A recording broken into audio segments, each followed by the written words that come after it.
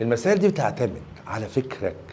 بيقول لك عنصر تدور الكتروناته في 3 مستويات، ادي مستوى وادي مستوى وادي مستوى. ماشي تمام. طيب يوجد في مداره الاخير 3، يبقى الاخير ده كام؟ 3. طيب احنا عارفين في قواعد التوزيع ان انا عمري اوصل للثالث غير ما اعدي على الاول والثاني؟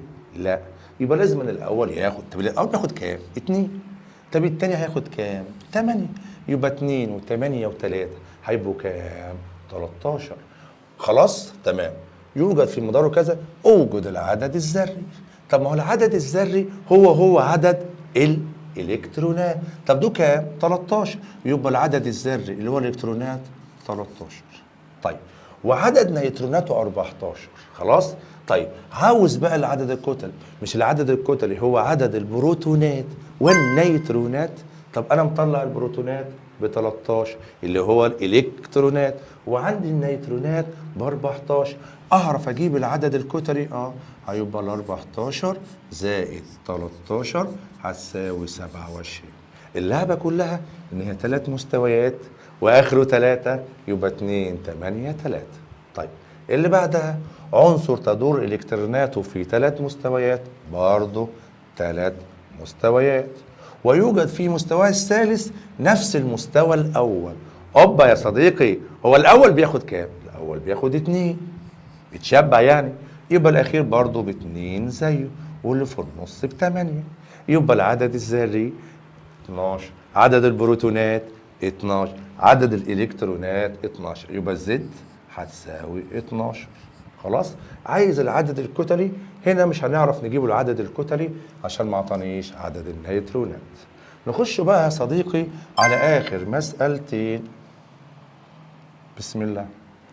ذرة ما تدور في 3 مستويات، ادي 3 مستويات حفظتها خلاص يا مستر. ويوجد في المطار الاخير 3. تمام خلاص. حدد عدد الالكترونات، ما هي نفس الفكرة. ده الاول بياخد 2 والتاني 8 وده 3. خلاص. ما انا مش هخش على المستوى الثالث غير ما اعدي على الاول والتاني. يبقى العدد البروتونات 13 اللي هو عدد الالكترونات هو العدد الذري. خلاص. تعال بقى نبص يا صديقي على اخر مسألة. عنصر 3 مستويات، هو مصر الراجل على 3 مستويات، يحتوي الاخير على نفس الكترونات الاول. حلينا قبل كده. ده بياخد كام؟ 2، يبقى الاخير بياخد 2 زيه. خلي بالك 2 احنا كنا بنعملها نقط، بس انا عشان نسهل على نفسنا بنعملها ارقام، وده هيبقى 8. خلاص. خلاص. يحتوي مستوى الطاقة الأخير على نفس عدد إلكترونات الأول. تمام؟ ماشي. وعدده الذري نصف عدده الكتلي. طيب احسب العدد الذري. طيب أنا هنا دولت هيطلع لي مين؟ عدد الإلكترونات هيطلع لي 12، وده توزيع إلكتروني. وعدد البروتونات هيطلع لي 12، يبقى العدد الذري هيطلع لي 12. هو بيقول لك ايه بقى؟ عايز العدد الكتلي. طب ما هو قال لك ايه؟ ان العدد الذري نصف الكتلي، يبقى ال 12 ده الكتلي ضعفها، يبقى العدد الكتلي يا صديقي اللي هو الايه هيساوي 2 في 12. جبتها منين ال 24 دي يا مستر؟